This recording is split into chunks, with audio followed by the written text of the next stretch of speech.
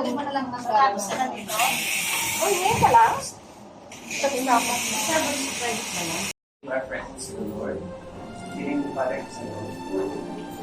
Heavenly Father, as we gather together, we thank you for all your blessings that you have given to us. Thank you for all the skills, knowledge, comments that we use to speak our speakers for this praying. We pray that you will provide us with great wisdom and insight as we discuss the word of God and make decisions and invite the Holy Spirit that you present amongst us. Amen.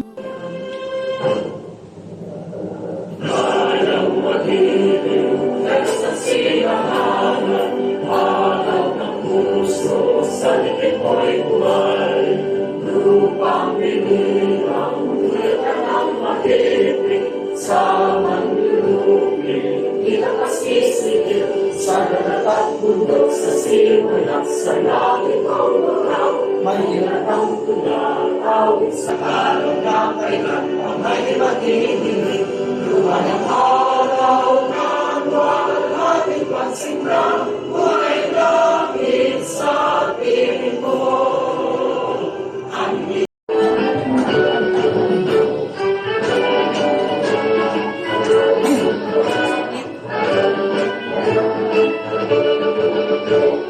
Bagong bakuhon, lunsod ka ng mga mabibiting.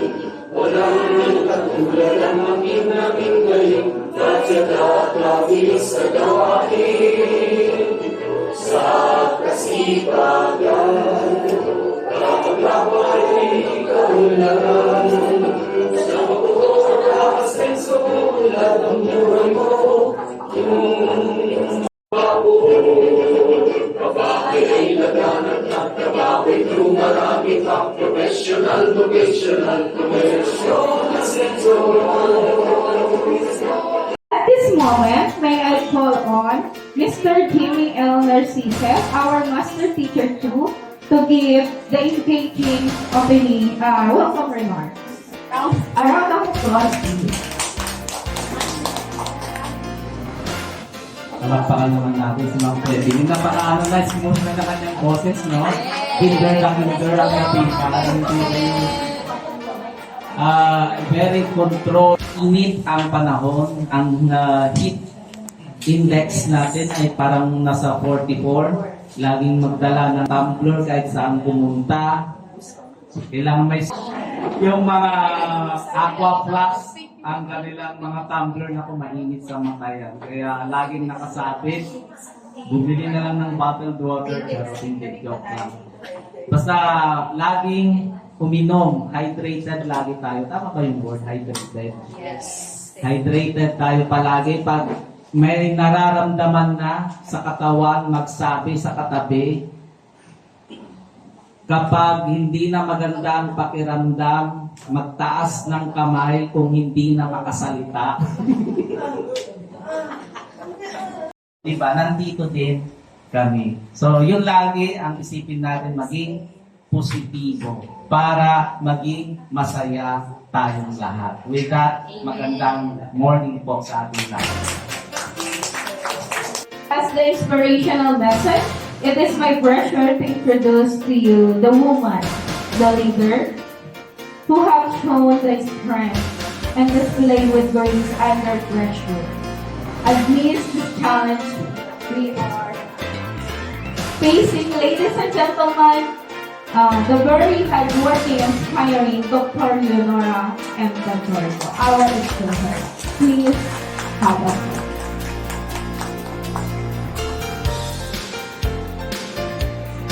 Thank you so much, ma'am. Kasi ma'am talaga ay okay, ma'am. Salamat po. Good morning, everyone. So, kanina, sabi niya ako daw, school head working under pressure. So, yun, ma'am, kasi mataas talaga yung pressure natin. And, certain kanina, welcome remarks. Thank you so much, sir. Talaga naman ang school head is a risk-taker. Dapat ayun yung maging risk-taker ay siguro mag-isip-isip tayo kasi talaga yan ay isa sa mga isa sa mga abilities, capabilities ng isang school head or ng isang leader. Diba? Nakikita niyo naman ang mga leader. Parang kalahati ng sinumpaan mo yun eh. Parang gano'n. Kaya dumating yung point na sabi ng Mr. Ko, sige, family or work. Ganon. Ang hirap kasi talaga nun. Dahil ako talaga, napaka dedicated ko talaga sa work. Halos doon ako, kapag may mga bisita, doon ako natutulog, dala ko yung bunso ko, doon ko pinapatulog sa ganito. Ganyan po talaga ako. Kasi ayoko nang abutan ako na yung hindi magandang room, yung mga records ko. Ganyan po ako. Halos ilang araw ganyan ako din. Ganyan po ang aking isa sa mga attitude siguro na hanggang ngayon ay medyo hindi ko talaga maalis dahil nasa puso na natin ang paglilingkod. Kapag nasa puso natin ang paglilingkod, parang baliwala ang lahat sa atin. Kasi nga, parang para sa akin, ito po ay isa tayo sa mga tinawag ng Panginoon para maglingkod. Di po ba? Sabi nga, there are so many called, but you are chosen. Diba? Marami po ang gustong gumanap, pero ilan lang po tayo sa mga pinili ng Panginoon. Kaya yun po ang lagi kong isinasa-isip. Kaya tayo nandito because of the tawag ni Lord, call of the Lord, na tayo po ay maglingkod.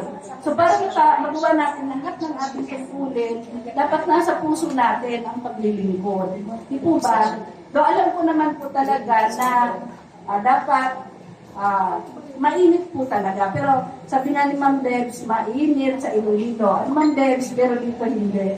At next week po talaga, wala kami kasi para dun sa matatag seminar. 1 week po kami. So wala na. Pagbalik po natin, meron pa lang tayong i-set ng yung sa, ano pa yung Sir Diem sa atin, sa God. At meron pa po tayong yun na, paghahanda na para sa graduation. So very hectic na po ang schedule natin. So, alam nyo naman po na pagdating ng June ay hindi na kayo pwedeng istorbohin. Kaya nga sabi ko, lahat ng pwedeng isubmit na.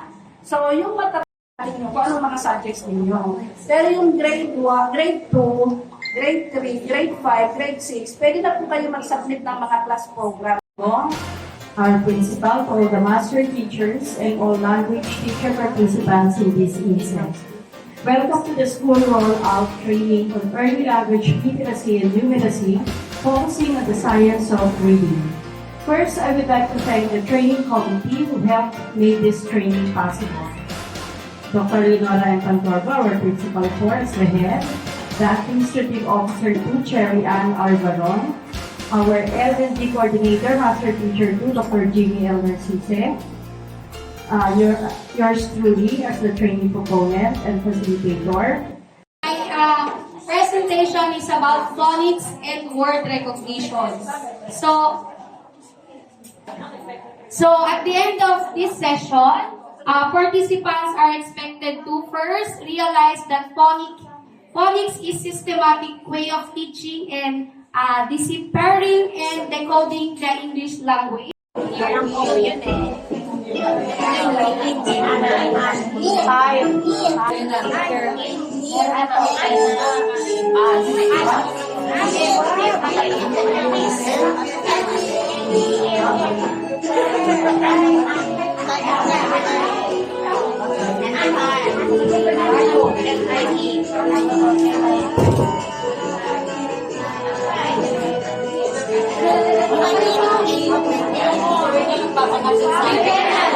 You can. So, last 20 seconds po.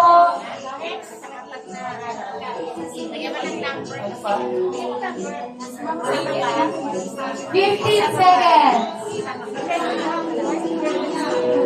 10, 9, 8, 7, 6, 5, 4, 3, 2, 1. Thanks. Can. You say it. I believe I can. Okay, so So for this one, we're going by group. So how many groups do we have? So I only have 6 Manila papers here. So will you please distribute the Manila papers, please? Hi! Hey, let's move fast. All right. So draw an image that represents your idea about transition. All right. So anything that you think about an image that represents transition in 2 minutes. Okay. So you have your marker. Yes, we need that for our output. Please cooperate. Do you need pencil pen, please? Okay, timer starts now. Grabe naman. Yes, okay. Transition. So, pwede, sabi nga pagbabago from old to new. Any of the following images is your image. So, paano yung ano yung similarities or differences nung inyong nakita doon sa present ko doon kanina? Oh yes, please write it on the, below the, right? Like what you had earlier, the unhappy. So, I am happy for you to give them the proper or the meaning of the word.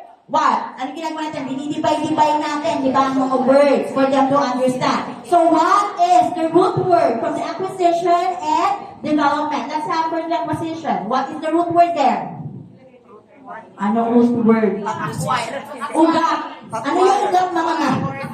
Yes, very good. Acquire. When you say acquire, what's the synonyms of that? Acquire. Yes?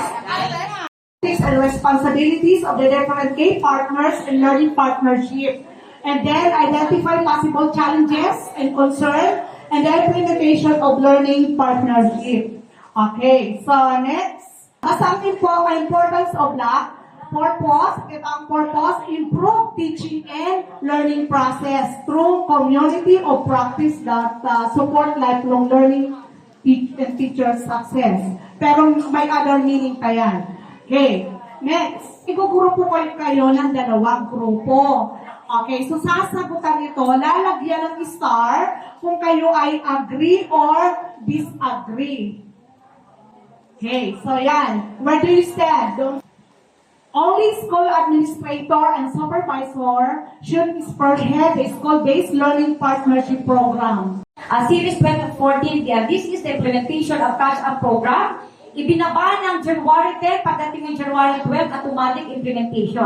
Ganon siya kabilis. So, minsan may mga pagkakataong hindi natin naiintindihan. Ano ginagawa natin? Nagpapamiting si teacher, nagpapamiting si MT, si chairman, then, dinadaan natin sa Slack yung mga strategy na hindi natin alam. So, malaki ang tulong. Slack is number 1 talaga sa division, sa buong Pilipinas. Kaya nga meron tayong tinatawag na Debt and Order number 35 Series 2016. Kasi pag hindi po tayo nakagawa niyan, may ipinapasa ang division sa atin na link na kailangan nating sagutan. So far, nakapagpasa na tayo sa link at sa tulong ni Ma'am Janice El Sinige, ang ating chairman ng LAC, ayan, coordinator ng LAC ay very good naman. Palakpakan natin si Ma'am Janice. Ang hirap na yan.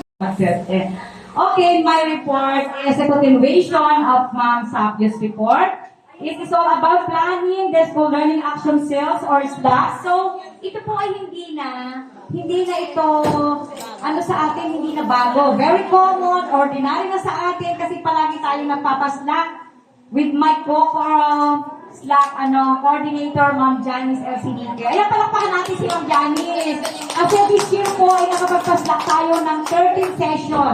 Napakadami. Compare nung last year. Talagang kinarir natin ngayon. Okay. Every quarter, ma'am. Opo, every quarter yan. Hanggang 4th quarter nagawa namin. So, dumami ang ating mga kaalaman para ma-improve ang teaching and learning ng bawat isa.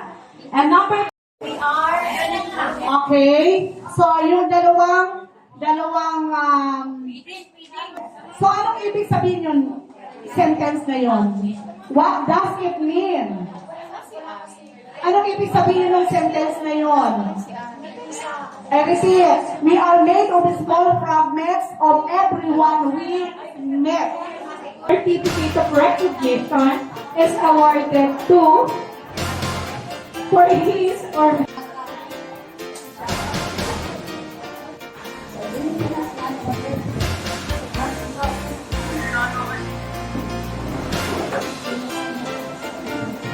certificate of recognition given on Narcissus. Also, certificate of participation. Okay, wala po ba kayong mga kamay?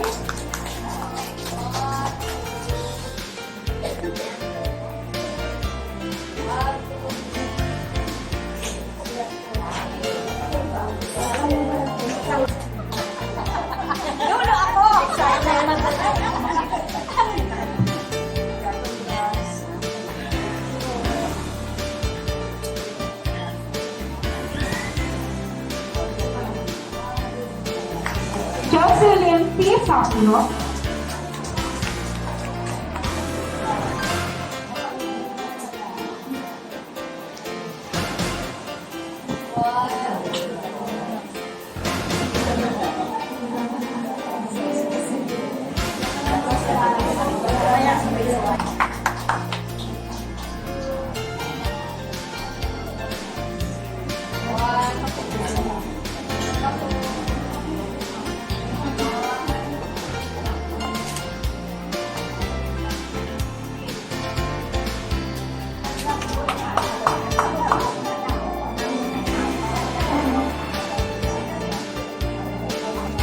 Agustia A. Saur.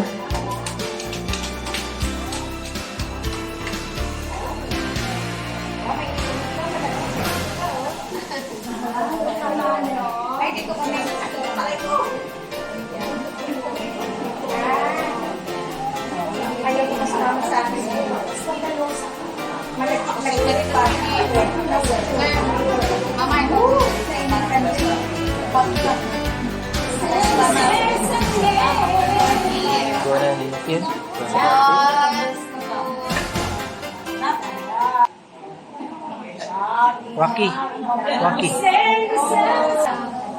For kindergarten teacher, we have Ma'am Fedeline D. de la Puerta.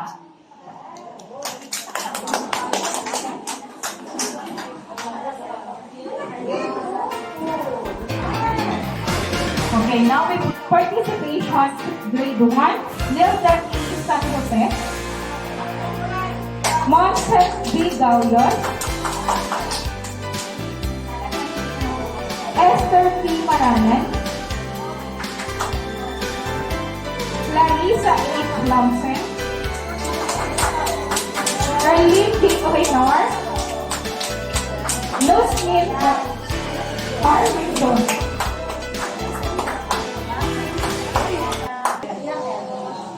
Tapos po. 1, 2,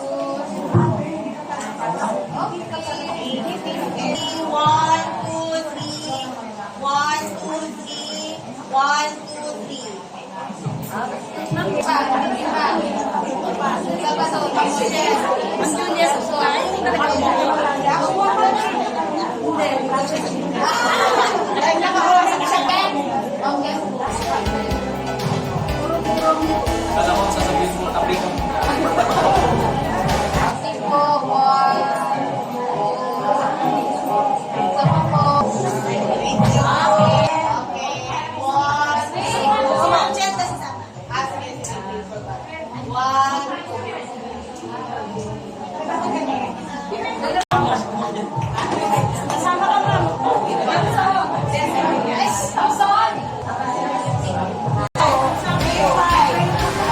Kado na ako may.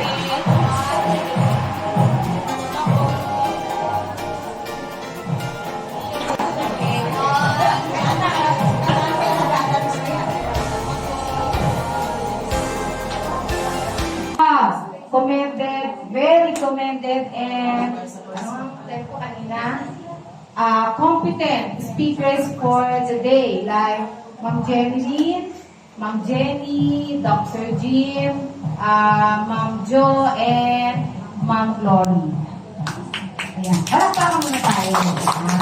Mga boy, Now, every time, ako personally, every time na narinig ko na yung isla, sorry ang Gloria, parang nauutang na ako. Alam mo, parang sa pagkain na, palagi na lang na, yan na naman, ganito na naman, di ba? So, siguro iba mag-agree.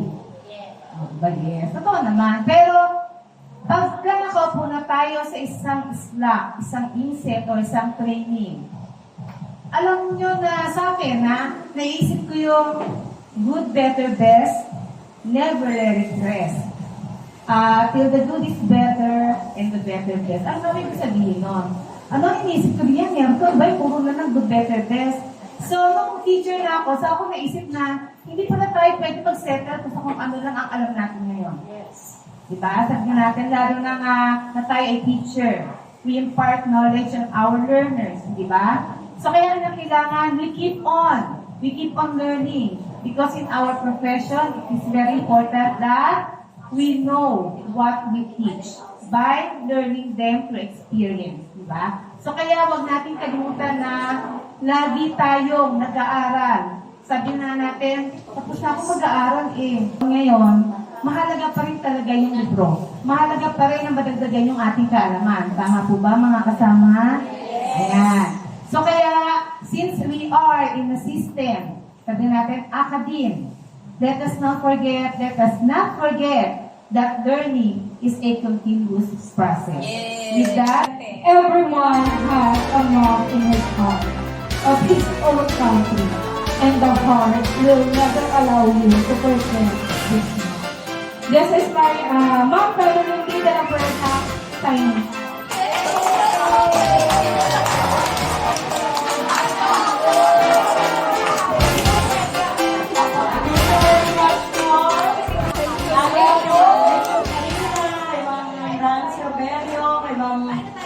Needs for the food. Yeah, thank you very much.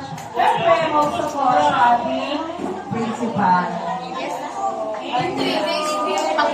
It's a Randy na talaga naman very good gumawa ng videos.